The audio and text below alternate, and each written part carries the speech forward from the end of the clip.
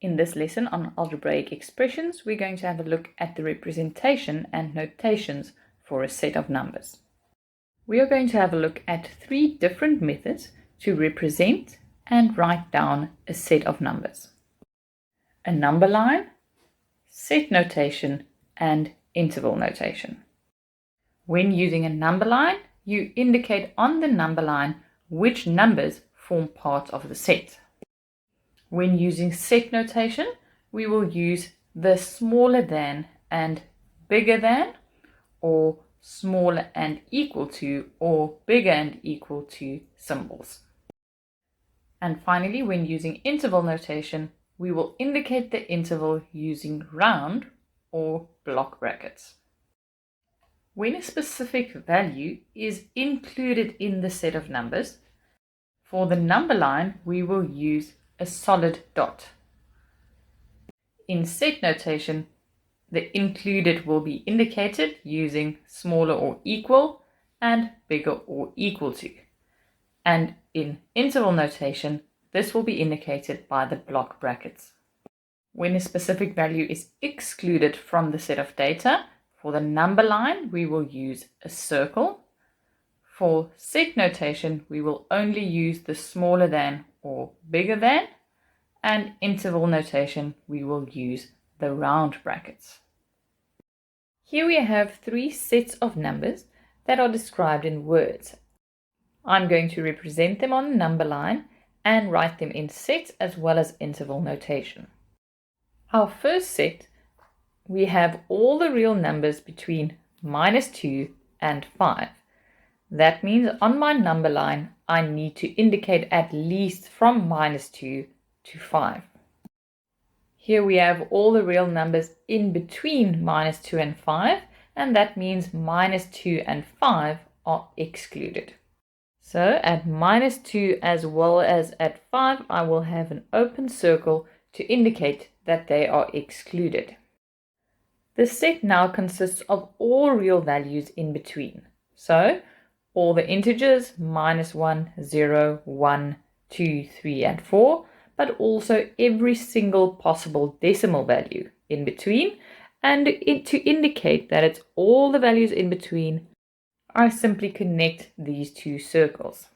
So this set of numbers starts at -1,9 recurring and consists of all the values straight through up to 4,9 recurring. Next, I'm going to write it in set notation.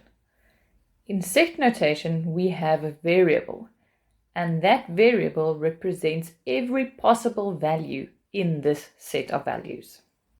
So I'm going to call our variable x, and we now need to describe that x can be any value in between -2 and 5. To indicate this in between, I'm going to add my inequality signs, and these will be the ones without the equal because -2 and 5 are excluded. Next, we'll always write down from smallest to biggest. With set notation, it is important to realize that we always read from x. So here, if we read from x to the left, we have x is bigger than, because the open part of the inequality sign is at x. So x is bigger than -2.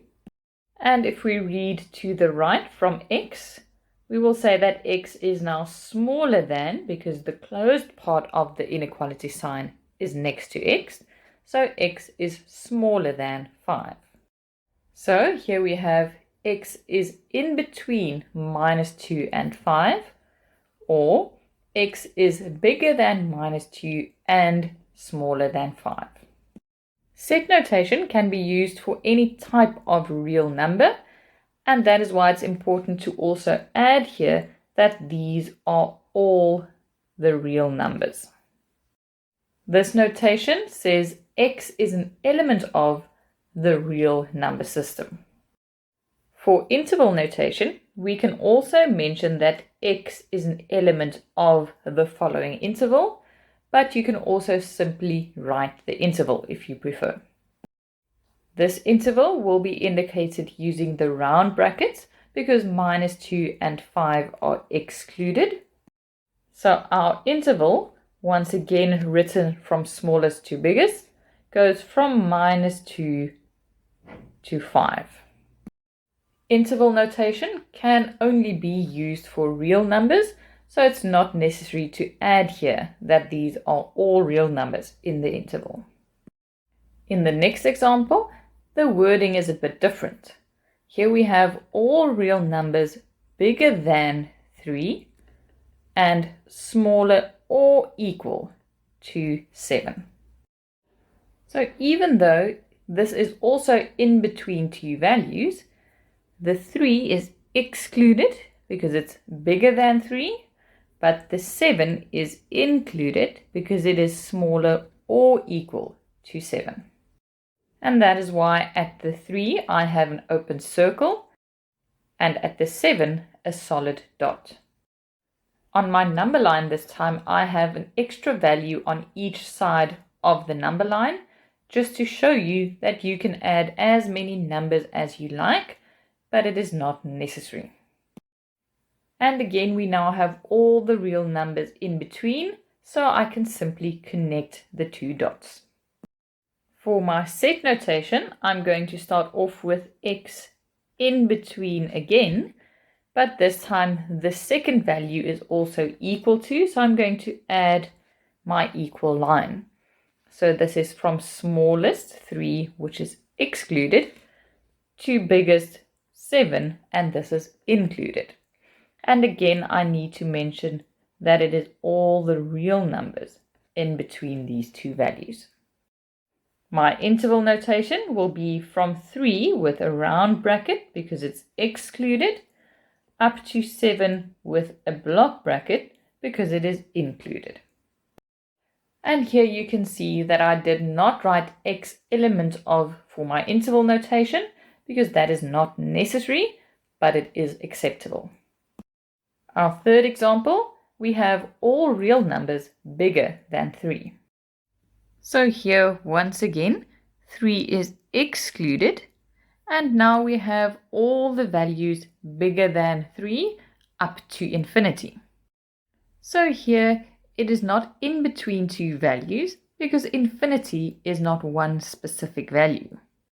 So here, we can simply draw a line and add an arrow point to indicate that it's all values bigger than 3. For set notation, we can simply write x is bigger than 3. And here I'm reminding you that we read from x's direction.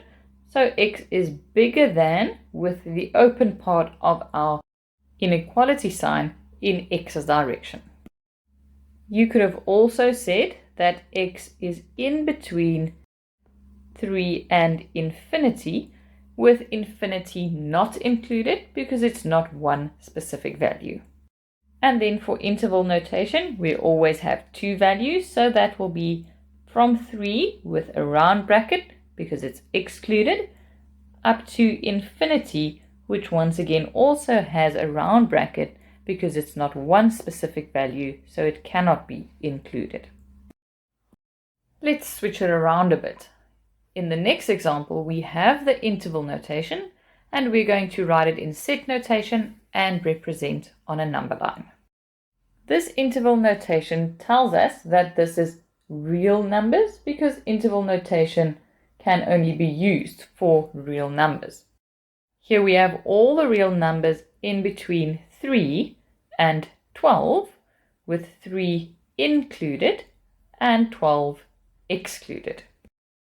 So for my set notation, we will have x in between 3 and 12, but 3 is included, so I add my equal sign, and then we need to add that this will be all real numbers in this interval. On our number line, we will then have our solid dot at 3, our circle at 12, and a line to indicate everything in between. In the last example, the set notation is given with one very important difference. Here it is indicated that x is an element of integers. Therefore, there is no interval notation for this set of numbers because interval notation indicates real numbers. Because we are given here that it's only integers and minus 10 is excluded, the first integer that is included is minus 9. The next included integer will then be minus 8.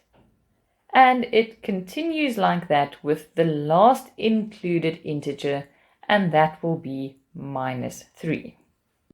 So on the number line, I'm going to make my first solid dot at minus 9, then minus 8, minus 7, and continue right up to the last included value of minus 3.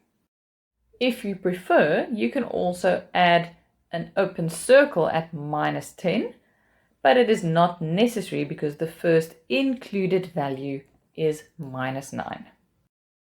Then, of course, we are not going to draw a line connecting all these dots because that line will indicate that all the decimals in between also form part of this set of numbers, and that is not the case here. From this last example, you can then see why it is important when doing set notation to indicate whether the set is part of the real number system or only includes integers.